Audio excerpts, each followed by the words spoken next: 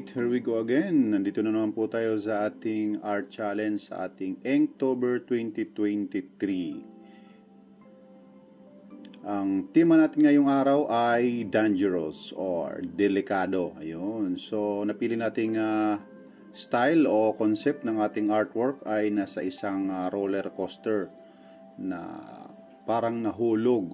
So, marami tayong mga nakikitang o makikitang mga delikadong rides sa mga amusement park, sa mga palaruan kagaya ng Star City at iba pa, no? So, meron silang mga delikadong rides, but sa mga taong mahilig sa mga excitement or adventures ay marami pa ring sumasakay. But sa kagaya ko na medyo takot sa height, may fear of heights, ay hindi ako sasakay sa mga ganitong rides.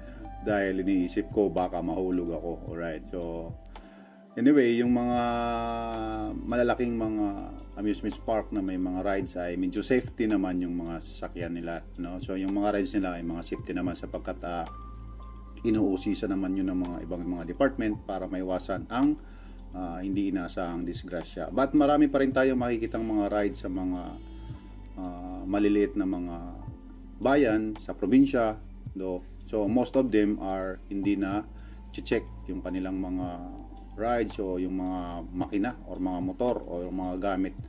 Ang ilan sa kanila ay mga luma na, kaya pero hindi naman ganun ka extreme yung mga rides sa probinsya, hindi katulad ng sa malalaking amusement park. Talagang grabe yung mga rides, kakaiba.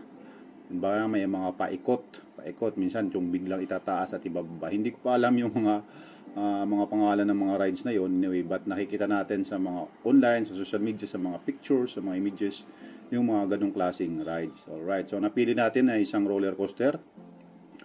So nilagyan ko lang ng isang tao na medyo nahulog, hindi lang medyo, talagang nahulog galing sa taas. Siguro hindi nalock ng maayos yung kanyang upuan, kaya nahulog siya. Alright, so napakadelikado kung hindi mo po ma-check yung mga upuan or mga safety lock handrails ng inyong sasakyang mga rides. Yun. So kung sasakay kayo, kung talagang mahilig kayo sa mga adventures, ay subukan nyo pong i-double check agad yung mga locks, handrails, seat belts, itong ano pa mga safety equipments na kailangan bago ka mag-ride sa mga ganong klaseng delikadong adventure. Alright, so ang ginamit natin ditong pin is 0.05 lang, and then gagamit tayo ng 0.2 pa rin para sa shading. And then sa mga hard borderlines or mga hard lines na medyo makakapal ay gagamit tayo ng brush pin. Alright, so yun na naman ang madalas na ginagamit natin sa ilang mga illustration na ginawa natin sa buong buwan ito. And then malapit na ulit tayong matapos sa ating art challenge. So meron pa tayong anim na araw. So ito po yung ating ika-25 araw ng ating challenge. So hanggang 31 po yung ating October. So mayroon pa tayong natitirang 6. So 6 pang illustration yung pwede nating magawa. Alright. And sa mga patuloy na sumusubaybay dito sa ating channel, maraming salamat. And then sa mga nagko-comment, thank you so much. So to all the subscribers no comments that our work is good. So bakit po tayo nag-English? Sapagkat yung mga nagko-comment pong mga subscriber natin, mga foreigner, hindi po natin mga kilala. So shout out to all my subscribers na mga foreigner. So hindi naman tayo pwedeng mag full English yung ating language na gagamitin dito, sapagkat yung una talaga nating target na audience dito ay mga kapwa nating Pinoy. Yun. So malapit na matapos yung ating illustration. Nilagyan ko siya ng dynamic curve lines para magkaroon siya ng kakaibang effect or movement effect ng ating roller coaster. Yan. Yung pinaka last na gagawin lagi natin ay maglalagay tayo ng mga borders or mga stroke na makapal para mas ma-emphasize natin ang ilang mga character or mga space na kailangan nating emphasize sa illustration natin.